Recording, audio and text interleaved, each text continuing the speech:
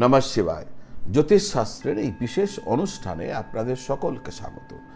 প্রতি ঘরে সরল জ্যোতিষ এই একটি সিরিজ আমি শুরু করেছি, আজকে তার তৃতীয় পর্ব। প্রতি ঘর জ্যোতিষ জ্ঞানের আলোকে উদ্ভাসিত হোক, জ্যোতিষ অনুরাগীদের কাছে জ্যোতিষ শাস্ত্র সম্পর্কে একটা স্পষ্ট ধারণা গড়ে উঠুক, সেই কারণেই আমার এই প্রয়াস।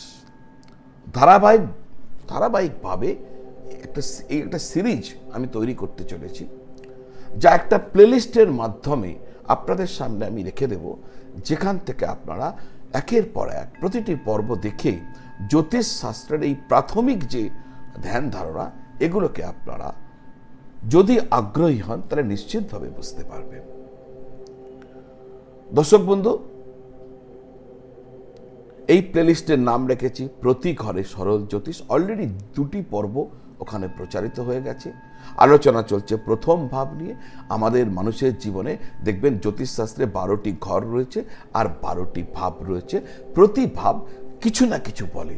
যেমন প্রথম ভাব আপনার ব্যক্তিত্ব, প্রথম ভাব আপনার দেহ, প্রথম ভাব আপনার জীবনে কতটা আপনাকে আরাম দেবে, আপনি জীবনে কতটা সংঘর্ষ করবেন, এ সমস্ত কিছু আপনার প্রথম ভাব থেকে বোঝা যায়। প্রথম ভাব হচ্ছে আপনার জীবনের বলতে পারেন লঞ্চিং প্যাড, কতটা লাফাবেন, কতটা উঠবেন, সব কিন্তু এই প্রথম ভাব থেকে বোঝা যায়। তো প্রথম ভাব, আপনার প্রথম ভাবকে আপনি কি করে বুঝবেন? অলরেডি 2টো ভিডিও আমি দিয়ে দিয়েছি, কারণ এই ভাব বিশ্লেষণ করা বুঝতে পারলে শুধু প্রথম ভাব না, পরের পর যে ভাবগুলো আসবে, মোট তো 12টি ভাব। যেমন দ্বিতীয় ভাব হচ্ছে ধনভাব, সঞ্চিত ধন, আপনার কুটুম্ব, আপনার বাণী, এই যে পুরো ব্যাপার, এগুলো সব আমি আপনাদের সামনে রাখবো।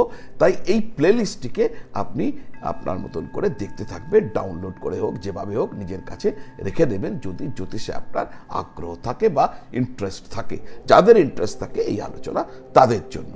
তো মূল পর্বে যাবার আগে, যারা আপনারা আপনার কুণ্ডলী আমাকে দেখাতে চাইছেন, জ্যোতিষীয় কোনো তথ্য জানতে চাইছেন, কোনো প্রশ্নের উত্তর চাইছেন, কুণ্ডলী বিচার করাতে চাইছেন, তাহলে নিচে যে নাম্বারটি দেওয়া রয়েছে 9830564500, ওই নাম্বারে ফোন করে বা হোয়াটসঅ্যাপ করে আপনার আগ্রহ জানালে আমার অফিস থেকে বুঝিয়ে দেবে আপনাকে কিভাবে আপনারা সরাসরি কোথায় এসে আমার সাথে দেখা করতে পারবেন, অথবা অনলাইন টেলিফোন কল বা ভিডিও কলের মাধ্যম দ্বারা আমার সাথে যোগাযোগ করতে পারবেন।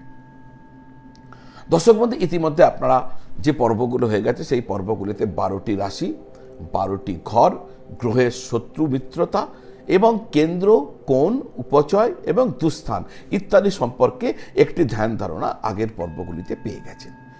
ইতিমধ্যে আপনারা 12টি রাশির নাম, 12টি ঘর, গ্রহের শত্রু মিত্রতা, লগ্ন, কেন্দ্র, উপচয় সমস্ত কিছু পেয়ে গেছেন। দর্শক বন্ধু, আপনার কুণ্ডলীতে মোট 12টি ঘর রয়েছে। এই 12টি ঘরকে 12টি ভাব হিসাবে চিহ্নিত করা হয়, আর প্রতি ভাব অর্থাৎ প্রতি ঘরের একজন করে লর্ড রয়েছেন। যেমন আপনার ঘরের আপনি স্বামী, আপনার পাশের বাড়ি যার, সেই বাড়ির একজন নিশ্চয় অধিপতি আছে, যে ওই বাড়ির মালিক। তেমনি আপনার কুণ্ডলীর যে 12টি ঘর রয়েছে, প্রত্যেকটি ঘরের একটি করে মালিক রয়েছে। তো এটা আপনাকে জানতে হবে। আজকে তৃতীয় পর্বে এ নিয়ে বলতে চলেছি। আর জানবেন এই মালিক ফিক্সড, যেমন আপনার ঘরের মালিক আপনি ফিক্সড, আপনি অন্য কোনো কেউ আপনার ঘরের মালিক নেই, আপনিই মালিক, তেমনি এই মালিকানা কিন্তু ফিক্সড। যেমন মেষ রাশির ক্ষেত্রে ওই ভাবের অধিপতি গ্রহ হচ্ছে মঙ্গল। মেষ রাশি, তার অধিপতি গ্রহ হচ্ছে মঙ্গল। বৃষ রাশির অধিপতি গ্রহ হচ্ছে শুক্র। মিথুন রাশির অধিপতি গ্রহ হচ্ছে বুধ। কর্কট রাশির অধিপতি গ্রহ হচ্ছে চন্দ্র। সিংহ রাশির অধিপতি গ্রহ হচ্ছে সূর্য।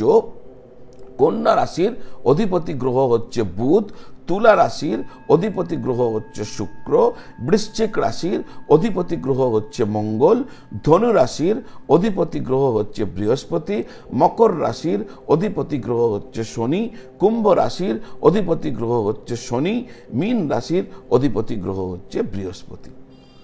মঙ্গল গ্রহ 2টি রাশির অধিপতি, 2টো ঘর তার, বলতে পারেন 2টো বাড়ি তার। কিরকম? মেষ এবং বৃশ্চিক দুটোরই মালিক হচ্ছে মঙ্গল। বুধ হচ্ছে একইভাবে 2টো বাড়ির মালিক, 2টো ঘরের মালিক। কি? মিথুন এবং কন্যা। বৃহস্পতিও তাই 2টি ঘরের মালিক, ধনু এবং মীন। শনি দেবতায় দুটি ঘরের মালিক কুম্ভ এবং মীন। সাধারণভাবে রাহু কেতুর কাছে কোনো লর্ডশিপ নেই, কিন্তু এই আলোচনা যত এগোতে থাকবে, যত অ্যাডভান্স লেভেলে পৌঁছাবেন, জানবেন রাহুর কাছেও লর্ডশিপস রয়েছে, তার কাছেও একটি ঘর রয়েছে। তাহলে বলবেন 12 জায়গায় কি 13? না, সেই আলোচনা যখন ওই লেভেলে উঠব তখন নিশ্চয়ই আপনাদের সামনে আমি নিয়ে আসবো, আজকের বিচার্য বিষয় নয়।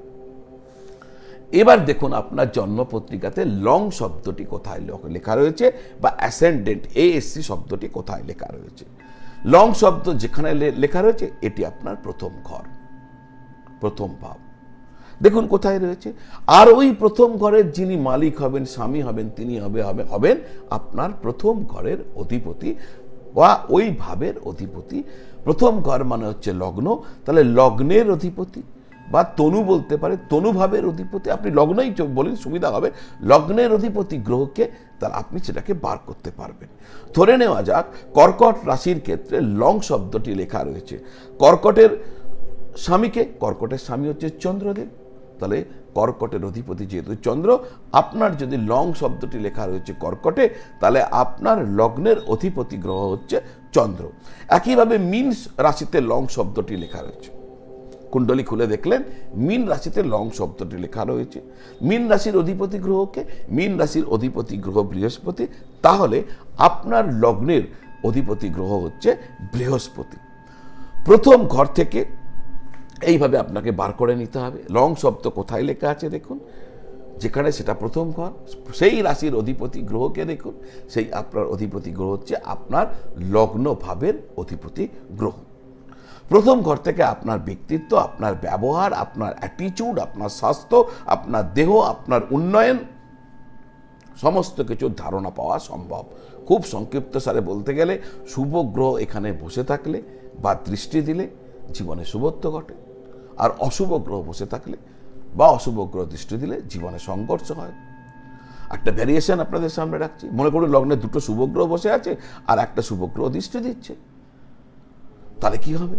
যখন শুভ গ্রহের দশা চলবে না তখন সব কিছু ভালো হবে, আর যখন অশুভ গ্রহের দশা মহারথ হবে তখন ওই স্প্যানটা খারাপ হবে। তো এইভাবে আপনাদেরকে ভাবতে হবে। তো দর্শক বন্ধু, আজকে এই পর্যন্ত। এই বিষয় নিয়ে আমি পরের পর এক আলোচনা সিরিজ করে নিয়ে আসবো, যার নাম রেখেছি প্রতি ঘরে সরল জ্যোতিষ। এই প্লেলিস্টটার উপর একটু নজর রাখবেন। যদি আপনার আগ্রহ থাকে, নিশ্চয়ই জ্যোতিষশাস্ত্রের অনেক কিছু তথ্য আপনাদের সামনে চলে আসবে, যার দ্বারা আপনি আপনার নিজের কুণ্ডলীকে নিজেই বিবেচনা করতে পারবেন। এটা ওটা 10টা কথা শুনে বিভ্রান্ত হতে হবে না। আর জ্যোতিষের যারা অনুরাগী রয়েছেন, শিখছেন, তাদের ক্ষেত্রেও বা চাইছেন যারা, তাদের ক্ষেত্রে এই আলোচনা কাজে লাগবে। দর্শক বন্ধু, আজ এই পর্যন্ত। কন্টেন্ট ভালো লাগলে যারা এখনো চ্যানেলটি সাবস্ক্রাইব করেননি, আমার বিনম্র নিবেদন চ্যানেলটি সাবস্ক্রাইব করে বেল আইকন প্রেস করে দেবেন। আত্মীয় বন্ধু বান্ধবদের সাথে এই ভিডিও শেয়ার করবেন, লাইক করবেন, কমেন্ট করবেন। আর হ্যাঁ, আপনারা খুব ভালো থাকুন, সকলকে খুব খুব ভালো রাখুন। নমস্কার।